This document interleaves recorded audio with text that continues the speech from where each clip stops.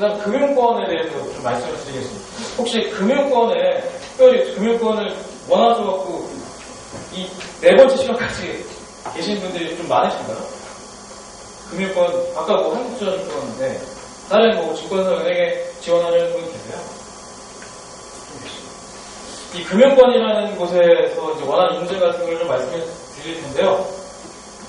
금융권의 입구는 굉장히 넓습니다. 왜냐하면 이거는 아까 그 개인팀에서 오셨던 분이 말씀하셨듯이 금융권이 사실 전공을 제일 안 보는 곳이에요. 전공을 진짜 안 봅니다. 왜냐하면 금융권에 사는 애들은 이 전문가가 하는 일보다는 커뮤니케이터를 원하는 경우가 굉장히 많습니다. 고객을 만나서 고객과 응대를 해야 되고, 그 다음에 법인과 대화를 할 때도 이 사람이 나에게 어떤 뭐 솔루션을 줄 수가 있고, 내가 이 사람한테 어떤 솔루션을 줄 수가 있는지에 대해서 말씀을 드릴 수가 있어야지, 여러분들이 전문 스킬이 어디 있습니까? 신입사원. 회사의 시스템과 프로세스는 다 있어요. 그걸 그 사람한테 전달만 하면 되기 때문에 그렇게 엑스퍼트는 뽑지 않아. 엑스퍼트는 이미 세무서 회계사로 널려 있습니다. 그 사람들 경력 채용하면 돼요. 그렇기 때문에 모 대학교 취업과 모 대학교 종교학과 실제로 제 동기들, 지금 삼성증권에 다니고 있는 제 동기들, 심지어 이 중에는 뭐 물론 PB 영업직도 있고 리서치 센터에 있는 분도 계시고, 물론 자기가 노력은 많이 했겠지만 전혀 뭐 전공보다는 이제 얘가 실제로 이쪽에 관심이 얼마나 있으면 어떤 준비를 했다, 이런 거를 많이 보지. 그리고 어떤 커뮤니케이션 스킬을 갖고 있다는 걸 보지, 얘가 전문적인 역량이 어떻게 돼, 이런 거보다는 커뮤니케이션 스킬을 많이 본다. 그 다음에 외모보다는 인상을 본다. 인상은 그리고 연습으로 바꿀 수가 있습니다. 아까 그 사진 보시잖아요. 그 사진의 인상은 정말 살인자 인상이라고 했어요. 어떤 3대간이라고 합니다. 3대간. 흰자만 밑에가 둥글게 보이는 게 3대간이에요. 살인자의 상이거든요. 저한테 그런 막 포범을 해요. 근데 제가 생각해보니까 맞아요. 아무리 생각해도 인상이 좋아야 돼요. 그래서 그리고 그건 연습으로 바꿀 수가 있습니다. 눈웃음 연습하면 돼요. 진짜 돼요. 네. 그리고 일부 금융사는 하시는 예외는 있어요. 물론 예외는 존재합니다. 철저하게 외모만 보는 은행도 있어요. K은행이라는 곳이 있어요. 그곳은 외모를 되게 많이 봐요. 실제로 제 주변에는 진짜 외모가 괜찮은 애들만 되고, 신기하게 저 같은 애들은 잘 안 됩니다. 아까 그 사진을 지원했거든요.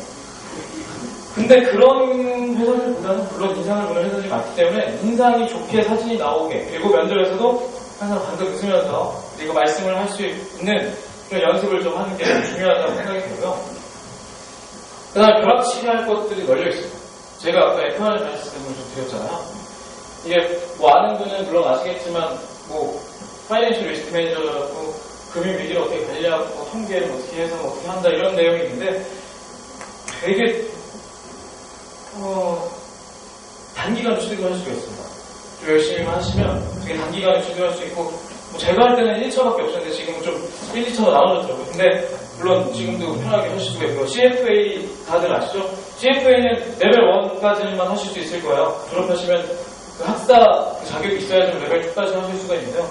CFA도 레벨 1이랑 2 정도는 다 적으실 수가 있어요. 지원서에. 그 다음에 CFP, APK 딴 다음에 CFP를 따시게 되는데, CFP는 요새 굉장히 많죠. 뭐 신입사원 중에서 CFP는 미리 따고 들어오는 친구들도 굉장히 많고, 은행이나 증권사에서 모두 환영하는 자격증 중에 하나입니다. 그 다음에 ARCPA는 미국 공인회계사죠. 밤에서 시험을 보셔야 되는데 들어가는 총 비용이 이 중에 제일 씁니다. 한 400에서 500만 원 정도 들어요.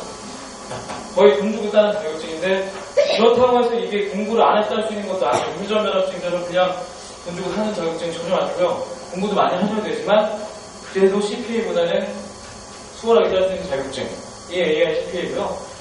세무사도 CPA보다는 들어가는 공부가 좀 적고 리서치도 좀 적고, 그 다음에 일반 대학생들의 머리라면 1년 반에서 1년 정도면 충분히 취득할 수 있는 자격증을 생각하기 때문에 여기 써놨고요.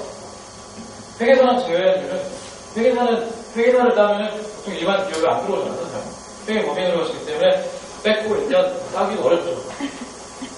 금융권을 꼭 가고 싶다면 제가 아까 썼던 자격증 중에 하나는 있으면 너무 좋아요. 이거는 뭐 너무 필수적인 상황은 아니에요. 절대로. 이런 거 없이 들어오는 분들도 충분히 많으신데, 정말 금융권에 너무너무 가고 싶고 나는 금융권 아니면 안 갈 거야 라는 생각이 있으시면, 고급 자격증 정도는 하나 있으시면 굉장한 가산점이 됩니다.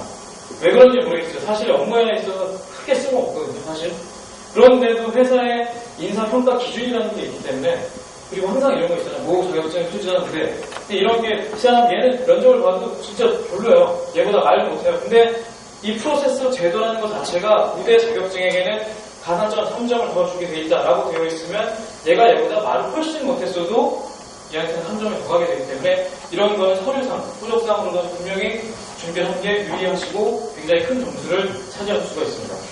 FRM CFA 레벨 1 정도 학교에 계시면, 그다음에 졸업하셨으면 레벨 2까지도 가능하시고 AICPA도 가능하시고 세무사도 되겠습니다. 세무사는 굉장히 좋죠.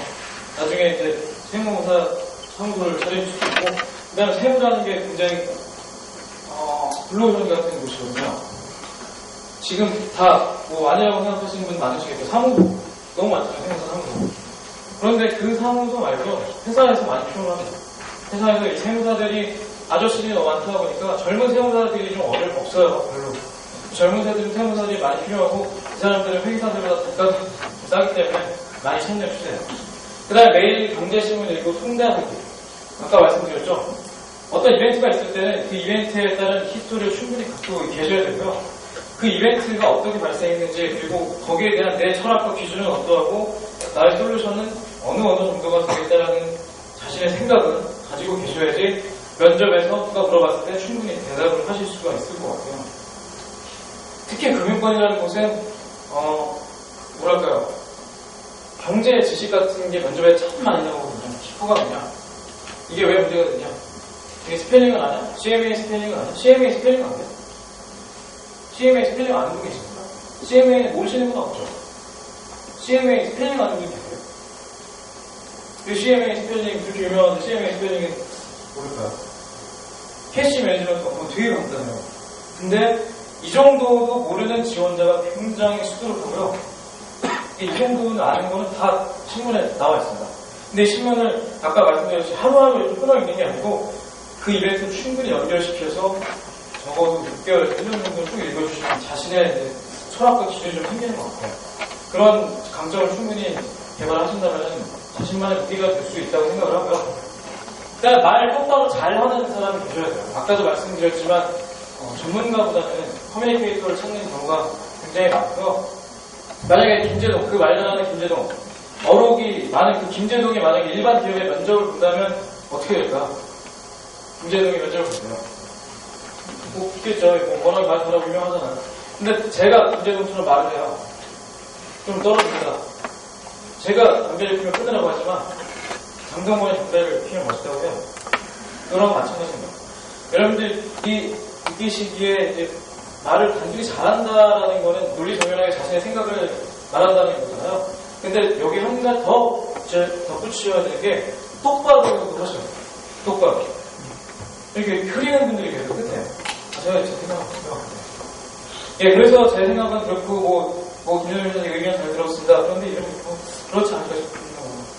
이렇게 말끝을 흐리면은 면접관들이 듣기에 얘는 되게 지금 말하는 것 자체가 맞는지 틀리는지가 아니고 이미지 자체가 얘는 지금 거짓을 말하고 있다. 얘는 지금 전혀 팩트에 근거한 얘기를 하고 있지 않다고 느낍니다. 사람 자체가 말끝을 흐리게 되거나 아니면 똑바른 발음으로 말하지 않거나 하게 되면 굉장한 그거는 약점이 될 수가 있어요. 여러분들 개개인이 이런 연습은 근데 충분히 할 수가 있거든요. 그 아나운서들이 볼펜 입에다 막 물고 대사 연습한다고 하잖아요. 해보신 분 계십니까? 그렇게 실제로 볼펜 물고서 막 대사 연습을 하는 건 안 계셨죠. 근데 저는 이거를 해봤는데요. 진짜로 효과가 있고요. 그리고 굉장히 도움이 많이 됐습니다. 그 중앙청창살 쌍창살 중앙청창살 쌍창살 이런 것도요, 어떻게 보면은 그게 똑바른 발음에 교정에 도움이 될 수가 있고요. 그러니까 말을 하나하나에 힘을 실어서 그리고 똑바로 말할 수 있는 훈련을 좀 하셔야지 면접 같은 데 가서도 그 사람에게 강한 인상을 주실 수가 있겠죠. 그 다음에 증권사를 원하시는 분도 계셨고 은행을 원하시는 분도 계셨을 거예요. 손은 물론 안 치셨지만. 근데 증권사랑 은행의 채용이 저는 은행에서도 1년 아니 한 달 동안 인턴했고 그 다음에 증권사에는 뭐 지금 한 1년 반 넘게 있었기 때문에 어느 정도는 그 차이를 좀 알 것 같아서 말씀을 드리는 건데요. 증권사 은행의 채용은 많은 면에서 좀 차이가 있습니다. 그리고 뽑는 인재상에서도 차이가 굉장히 큰데요. 일단은 주식과 영업 마인드 측면이 좀 있습니다. 증권사에는. 물론 은행에 가서도 영업을 안 하시진 않아요. 카드를 하셔야 되고요. 펀드도 하셔야 되고 여러 가지를 하셔야 되는데 본인의 업무 시간으로 따지자면 은행은 낮 동안의 업무 시간, 즉 이제 은행이 문을 열고 문을 닫는 데까지는 고객 업무를 하셔야 되고 그 끝나고 난 다음에 그 다음에 은행 업무를 하셔야 되는데 그 업무 하루 일과는 한 70% 그리고 30% 정도 영업을 한다고 치면 증권사 지점 같은 경우는 100%가 영업이죠. 100%가 영업이고 진짜 아주 소소한 그런 일들 증권사 지점에서 영업 잘하면 지점장이나 아무도 터치하지 않습니다. 근데 영업이라는 게 아까 또 말씀을 하시고 그 다음에 여러분들도 많이 생각하시고 영업이라고 하면 되게 두렵고 그리고 하기 싫고 내가 왜 운전박대를 당해야 돼 이 사람한테 그런 서비스 마인드가 없는 동기들이 회사를 나가는 경우가 꽤 있습니다. 저희 동기 같은 경우는 되게 퇴사를 적은 편인데요.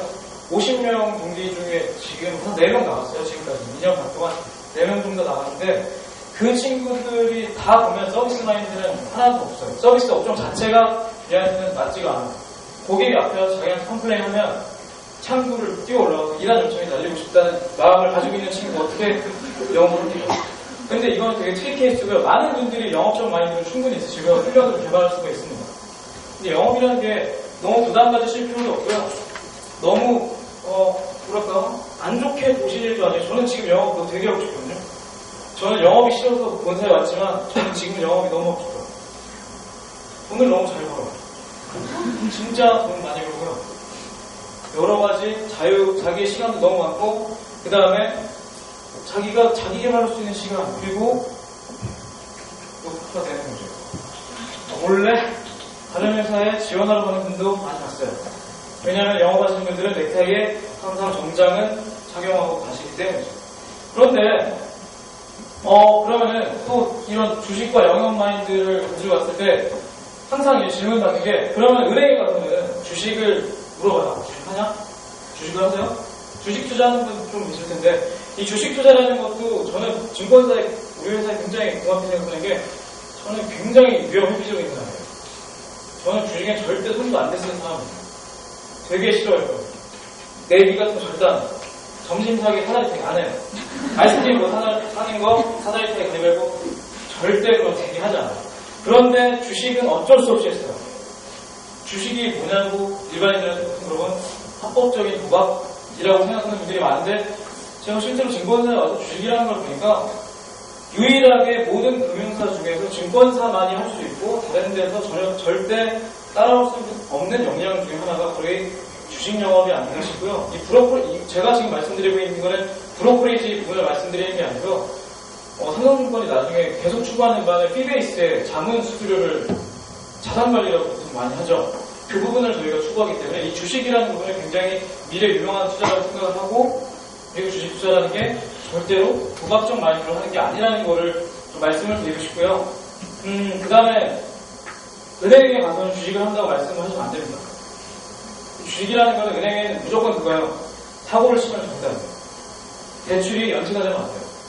이 사람 대출 연체가 내일인데 빨리 전화해서 마감해달라고 해야 되고 그 다음에 고객님 어쩌고저쩌고 기업에서 외환 처리가 어떻게 되는데 이렇게 모든 일이 계획적으로 철두철미하게 되는 곳이 은행이기 때문에 주식이라는 그런 게 전혀 개입될 수가 없는 겁니다. 대신에 증권사는 저한테는 업무 시간에 너는 왜 주식 안 하냐? 주식 좀 해라. 라고 말하는 것도 증권사. 그런 차이가 좀 있고요. 그 다음 직분단합성이 있는데요. 은행은 어떻게 뽑죠, 직분을? 공통 직분을 많이 뽑고 증권사는 좀 직분이 많습니다. 리서치 직분 있고 CM, 그 다음에 IB, PB 영업직, 그리고 본사 스텝 뭐 이런 식으로 있는데 은행도 물론 공통직구가 들어가서 충분히 자기가 어필을 하게 되면 뭐 인사팀도 갈 수가 있고 그 다음에 IB 쪽으로 갈 수가 있고 CM 쪽으로 가실 수가 있는데요. 증권사는 체험할 때 자체가 이제 그게 딱딱 선택이 되니까 여러분들이 애초에 선택해서 갈 수가 있다는 그런 장점이 좀 있으니까 이런 부분이 또 하나의 큰 차이가 아닐까 싶고요. 그 다음 아까 말씀드렸죠. 영업인력과 충성인력. 저희 회사는 약간 다를 수도 있을 것 같은데요. 많은 증권사들 그리고 증권업계 추세 자체는 영업 잘하는 사람이 장땡이에요. 영업 잘하는 사람 스카우트에 와서 이 사람이 고객 자산 100억 끌어오면은 그 100억이 고스란히 우리 회사의 이익이 된 거기 때문에 영업 인력을 추구할 수밖에 없고요. 은행 같은 경우는 충성 인력이 필요하죠. 사고 안 치고 우리 은행에 로열티 있는 사람이 가장 우리 은행에 맞는 사람이기 때문에 그렇게 갈 수밖에 없는 겁니다. 지금 증권사 은행의 그 차이는 이 정도가 될 것 같고요.